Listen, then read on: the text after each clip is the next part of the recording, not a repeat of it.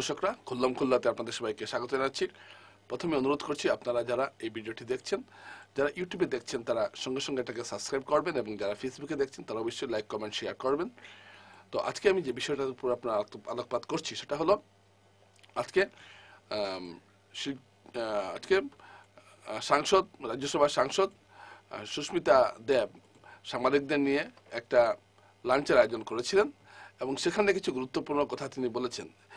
যে কথাটা আমি মনে করি আপনাদের সবার কাছে তুলে ধরা, এবং তিনি শিলচর পুর নিগম নির্বাচন সম্বন্ধে কিছু কথা বলেছেন। এটা আমি এই জন্য আপনাদের সামনে আনছি। আমি ঠিক এখানে তার যে বক্তব্যটা তিনি রাজনৈতিক দৃষ্টিভঙ্গিতে দিয়ে আমি দেখছি না। তিনি তৃণমূল নেত্রী এবং তিনি স্বভাবতই তিনি সরকারের সমালোচনা করবেন, আমি ঠিক এই জায়গাটা আনছি না এখানে। আমি তিনি যে বক্তব্যটা আনছেন আমি সেটা একটু আপনাদের সামনে আনছি। এই জন্য আনছি যে বর্তমান যে প্রেক্ষাপট, যেটা রাজনৈতিক প্রেক্ষাপটে, বিশেষ করে পুরো রাজনীতির শিলচর পুরসভা এবং এখন যেটা পুরসভা আগামীতে যে পুর নিগম হতে যাচ্ছে, এই দুই ট্রানজিশন পিরিয়ড বা সন্ধিক্ষণে এইগুলো প্রশ্ন অত্যন্ত জরুরি হয়ে উঠেছে, এবং আমার মনে হয় যে আপনাদের সবার উচিত এই বিষয়টার দিকে একটু গুরুত্ব দেওয়া। তো তিনি একটা গুরুত্বপূর্ণ কথা বলেছেন, সেটা হলো যে তিনি বলেছেন যে যে পুর নিগমটা হতে যাচ্ছে, এই পুর নিগমের স্থায়িত্ব আনতে হলে মেয়র পদের সরাসরি নির্বাচন হওয়াটা উচিত, এটা তিনি বলছেন। এবং তিনি এটা কেন বলছেন এর তিনি কারণ ব্যাখ্যা করেছেন, এবং সঙ্গে সঙ্গে তিনি শিলচর পুরসভার কথা কিছু তুলেছেন। আমি আবারও বলছি, আমি তার বক্তব্যকে আমি মোটেই রাজনীতির দৃষ্টিভঙ্গিতে দেখছি না। আমি দেখছি একজন শহরের নাগরিক হিসাবে শিলচর শহরের 3,70,000 মানুষের কথা আমি বলতে চাইছি এখানে, এবং তার বক্তব্যটা এটার সঙ্গে গুরুত্বপূর্ণ। আবারও বলছি, আমি কোনো রাজনীতি এখানে আনতে চাইছি না। তো সুস্মিতা দেব বলেছেন যে মেয়র পদটা সরাসরি নির্বাচন হওয়া উচিত, এবং তিনি যুক্তি দেখিয়েছেন যে ধরুন প্রচুর নির্দল জিতে গেলেন এবং তারা যে কোনো একজনকে তারা মেয়র বানালেন। তারপর প্রতি কয়েক মাস পরে পরে মেয়র শুধু চেঞ্জ হবে। কিছু নির্দলীয় হয়ে বলবেন না অমুককে আমরা মানি না, বদলাতে হবে। এইভাবে চলতে থাকবে। এতে কি হবে? পুর নিগমের স্থায়িত্বটা থাকবে না। এই প্রশ্নটা তিনি করেছেন, এবং আমরা একটু দেখে নিই এর আগে যে তিনি কি বলতে চেয়েছেন। 2 নম্বর কথা হলো, আমি মনে করি যে পৌরসভাতে স্টেবিলিটি আনতে হলে মেয়রের ইলেকশনটা ডাইরেক্ট হলে ভালো হয়, নালে অনস্থা আসবে।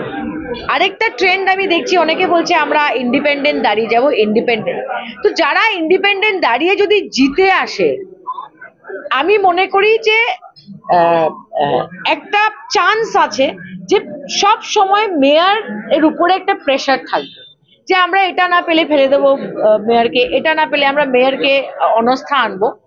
মেয়রের ডাইরেক্ট ইলেকশন হলে আমি মনে করি ভালো হয়। এছাড়া একটা নগর নিগমকে যদি সফল করতে হয়, তবে ইন্টারনাল অ্যাডমিনিস্ট্রেটিভ স্ট্রাকচারটাকে পুরোটাকে বদলাতে হবে, যেটা কর্পোরেশন অ্যাক্টে আছে আসামে। এবং engineering division, tax collecting division, আমি জানি না কনজারভেন্সি, 42টা ওয়ার্ডে যে সার্ভিস দেবে, এটার জন্য মানুষ কোথায় কর্পোরেশন, এটা নিয়ে সরকারের কি ভিশন কেউ জানে না। তো আমি আশা করি যে আরবান ডেভেলপমেন্ট মিনিস্ট্রি নিয়ে থেকে এটা নিয়ে ওরা চিন্তা করবে। তো এখানে আপনারা শুনলেন তার কথা, এবং তার বক্তব্যটাকে আপনি যদি নিরপেক্ষ দৃষ্টিভঙ্গিতে দেখেন তাহলে আপনার কাছে এটা যুক্তিযুক্ত মনে হবে।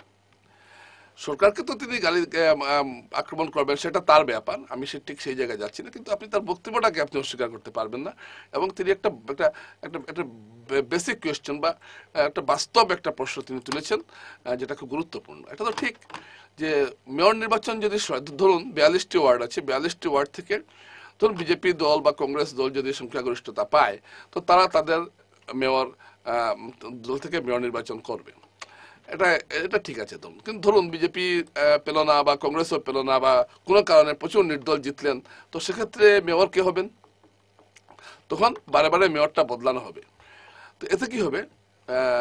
পুর নিগমের যেটা স্থায়িত্বটা বা স্টেবিলিটি যেটাকে বলে, সেই স্টেবিলিটিটা থাকবে না। এই কথা তিনি বলতে চেয়েছেন, এবং আমি চিন্তা করলাম যে এটা ঠিক কথা বলেছেন। অনেক দেশে কিন্তু অনেক জায়গায় কিন্তু মেয়র সরাসরি নির্বাচনের একটা পদ্ধতি আছে, আর শিলচরেও এটা হওয়া উচিত। তবে যদি এটা না হয় তাহলে অন্য একটা প্রভিশন রাখা যায়। এই প্রস্তাব তিনি করেননি, কিন্তু আমার মনে হয়েছে এরকম একটা প্রভিশন বা সংস্থান রাখা যায় পুর নিগম আইনে, সেটা হলো যে 2.5 বছর কোনো মেয়রের বিরুদ্ধে কোনো ধরনের অনাস্থা প্রস্তাব আনা যাবে না, যেটা জিপি, যারা পঞ্চায়েতের জিপির ক্ষেত্রে হয়েছে।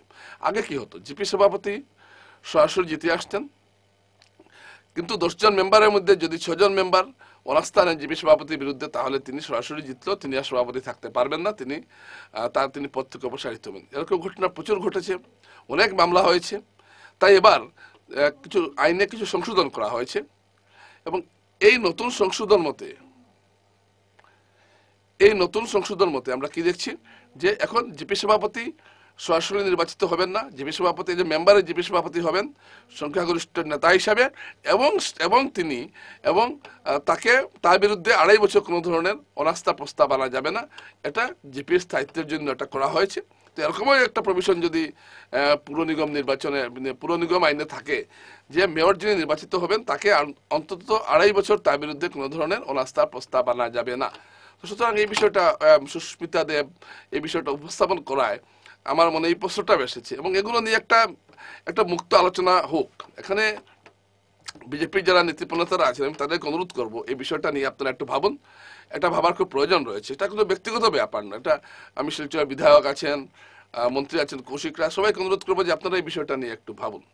আরেকটা প্রশ্ন যেটা আপনারা সুস্মিতা দেবের বক্তব্যের একটা অংশ আপনারা শুনেছেন, যে পুরসভার এই যে নিগম নির্বাচনটা হচ্ছে, বা নিগম ধরুন যদি হয়, পঞ্চায়েত নির্বাচনের পরে যদি নির্বাচন হয়, তাহলে পুর নিগমে অনেকগুলো পরিকাঠামোগত পরিবর্তনের প্রয়োজন আছে।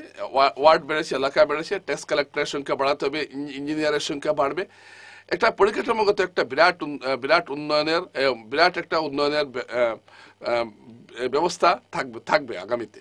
কিন্তু এটা নির্বাচন করার আগে এটা করা উচিত ছিল, যেটা আমার মনে হচ্ছে। কারণ ধরুন আপনি ওয়ার্ড বাছলেন, নির্বাচন করে নিলেন, এখন একটা বোর্ড ক্ষমতায় বসেই তো সঙ্গে সঙ্গে ইঞ্জিনিয়ার নিয়োগ, ট্যাক্স কালেক্টর নিয়োগ হবে না। এগুলো করতে করতে দেখবেন আপনার 1টা বছর চলে যাবে।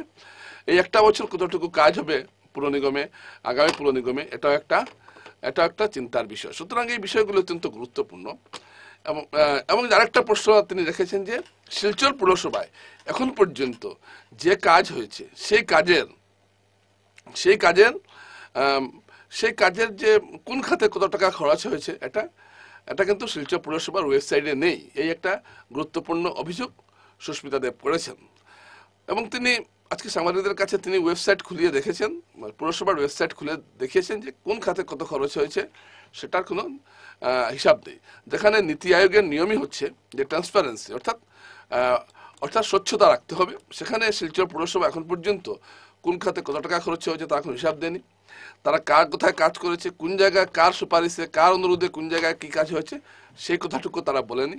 এই সমস্ত বিষয় তিনি উত্থাপন করেছেন, এবং এটা আমার কাছেও এটা একটা চিন্তার বিষয় লেগেছে, যেটা নিয়ে অবশ্যই চিন্তা করা উচিত। কারণ দেখুন, এটা জনগণের অর্থকে তো আর কেউ এভাবে কোন জায়গায় খরচ হলো সেটা তো হিসাব থাকাটা উচিত, কিন্তু ওয়েবসাইটে সেটা আপলোড করা হয়নি, এটা পরিষ্কারভাবে অভিযোগ আনা হয়েছে। দর্শকরা, আমি কেন এগুলো কথা বলছি, দেখুন, পুর কর্পোরেশনে উন্নীত হতে যাচ্ছে শিলচর পুর কর্পোরেশনের প্রথম নির্বাচনটা হবে। প্রথম নির্বাচনে সব ঠিকঠাক সুন্দর মতো হলে আগামীতেও একটা সুন্দর পুর নিগম আমরা পাবো। আমি অবশ্যই পুর নিগম হওয়ার জন্য, এই যে পুর নিগম উন্নীত হয়েছে এর জন্য ধন্যবাদ জানাই বিধায়ক দীপায়ন চক্রবর্তীকে, ধন্যবাদ জানাই মুখ্যমন্ত্রী হিমন্ত বিশ্ব শর্মাকে, যে তাদের চেষ্টা এটা হয়েছে। যাই হোক, আমি অনেক সময় দেরি হয়, আমি শিলচর বিধায়ক অনেক সময় আমি কাঠগড়ায় দাঁড় করিয়েছি, আপনি কেন পারছেন না, কেন হচ্ছে না, আপনি বললেন অমুক দিন হয়ে যাবে। যাই হোক, শেষ পর্যন্ত তিনি করে দেখিয়েছেন। আর দেখুন, আমরা তো 2-1টা কথা বলবোই, কারণ না বললে তো কাজ হবে না। আজকে যদি বাচ্চা না কাঁদলে মা দুধ দেয় না, ঠিক সেরকম ভাবে কিছু কথা তো বলতে হয়, না হলে তো কাজ হবে না।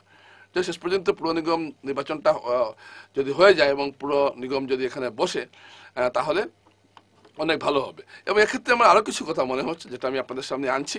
সেটা হলো থাউজেন্ড শান্তর নামে একটা এনজিও, তারা দুধপাতিল এলাকাকে, শিলচর কর্পোরেশনে উন্নীত হলে দুধপাতিল এলাকাকে ঢেলে সাজানোর একটা প্রস্তাব রেখেছে। এগুলো কিন্তু খুব যুক্তিযুক্ত প্রস্তাব, এবং আমি যারা এগুলো বিষয় নিয়ে ঘাটান, বা যারা এই বিষয় নিয়ে চর্চা করেন, বা যারা নীতি নির্ধারণ করেন শিলচর পৌর নিগম আগামীতে কিভাবে হবে, তাদের কিন্তু এগুলো বিষয় মাথায় রাখাটা খুব জরুরি। এবং এগুলো বিষয় রেখে যদি আপনারা সুন্দরভাবে এগোন, তাহলে অবশ্যই দেখুন, রাজনীতি তো রাজনীতির জায়গায় থাকবেই। আজকে যারা বিজেপি করবেন তারা তো কংগ্রেসকে গালিগালাজ করবেন, এটা খুবই স্বাভাবিক কথা। যারা কংগ্রেস করছেন, তৃণমূল করছেন, তারা তো বিজেপিকে গালিগালাজ দেবেন, এটা তো রাজনীতির একটা অঙ্গ। কিন্তু শিলচর শহরটা সবার, এটা কিন্তু মনে রাখতে হবে। এবং শিলচর শহরটা সুন্দর হওয়ার জন্য যে যত ভালো প্ল্যানিং করবে, মানুষ তাকেই ভোট দেবে, তাকেই ভালোবাসবে। সুতরাং এখনো আমার মনে হয় যে এগুলো একটা প্ল্যান করার দরকার। এবং শুধুমাত্র আমার দলের লোক হলে ভালো, অন্য দলের লোক খারাপ, এই মানসিকতাটা পরিত্যাগ করাটা খুব প্রয়োজন। যেহেতু শিলচর প্রথম নিগম উন্নীত হতে যাচ্ছে, তাই অনেকেই শিলচরকে নিয়ে স্বপ্ন দেখেন। আমরাও স্বপ্ন দেখেছিলাম, অনেকেও স্বপ্ন এখনো দেখছেন, এবং তাদের সবার স্বপ্ন বাস্তবে রূপ দেওয়ার দায়িত্বটা কার? দায়িত্বটা হলো গিয়ে যে পুরসভা, যে পুর নিগম গঠিত হবে তার। তাই যারা যারা পুর নিগমে প্রতিদ্বন্দ্বিতা করবেন, এবং তাদেরকে অত্যন্ত চিন্তা ভাবনা করে প্রার্থী মানে ভোট দিতে হবে, কাকে ভোট দেবেন না দেবেন। তো আরেকটা কথা সুস্মিতা দেব বলেছেন, এটাও আমার ভালো লেগেছে, যে পুরসভার জন্য চাকরির সংস্থান হবে, এগুলো চাকরি যাতে বরাক উপত্যকা, এমন না যে শিলচরের ছেলেমেয়েরাই পাবে, এটা বরাক উপত্যকার ছেলেমেয়েরা যাতে এখানে চাকরি পায়। আর যদি এখানকার যোগ্য যদি না থাকে, তাহলে বাইরে থেকে নিযুক্তি দেওয়া হোক, অন্ততপক্ষে এই জায়গাটাকে রাখুক। সরকারি চাকরি তো এমনি বরাকের ছেলেমেয়েদের বঞ্চিত করা হয়েছে, এখন যাতে পুরসভায় যে কিছু চাকরি সৃষ্টি হবে আগামীতে, এই চাকরিগুলো যাতে বরাকের ছেলেমেয়েরা পায়। 2 নম্বর কথা আমি এটাও বলতে চাই যে যে চাকরিগুলো পৌর নিগম কর্পোরেশনে হবে, আমাদের ডিমান্ড থাকলো তৃণমূল কংগ্রেস থেকে যে এই চাকরিগুলোর জন্য বরাকের ছেলে মেয়েকে দেওয়া হয় অ্যাজ পার কোয়ালিফিকেশন। যদি একটা কোয়ালিফিকেশন যেটা পৌর নিগমে লাগে যদি বরাকে পাওয়া যায় না, বরাকের বাইরে থেকে কেউ এসে কাজ করতেই পারে। আর এটলিস্ট শিলচর কর্পোরেশনের চাকরিগুলো আমাদের বরাকের ছেলে মেয়ের জন্য আমি মনে করি ওদেরকে প্রেফারেন্স দেওয়া উচিত। আমি কোটা ওয়ার্ডটা ইউজ করছি না, রিজার্ভেশন ওয়ার্ডটা ইউজ করছি না, কিন্তু it should be given preference to বরাকের ছেলে মেয়ে। এই বিষয়টা দেখাটা খুব জরুরি। আমি আশা করব যে শাসক দলের মন্ত্রী, নেতা, বিধায়করা এই বিষয়টা দেখবেন, যাতে বরাকের ছেলেমেয়েরা এখানে চাকরি পায়। তো আজকে এইটুকুই। শিলচর পুর নিগমের সুন্দর ভবিষ্যৎ কামনা করে আজকের খুল্লম খুল্লা এখানে শেষ করছি। নমস্কার।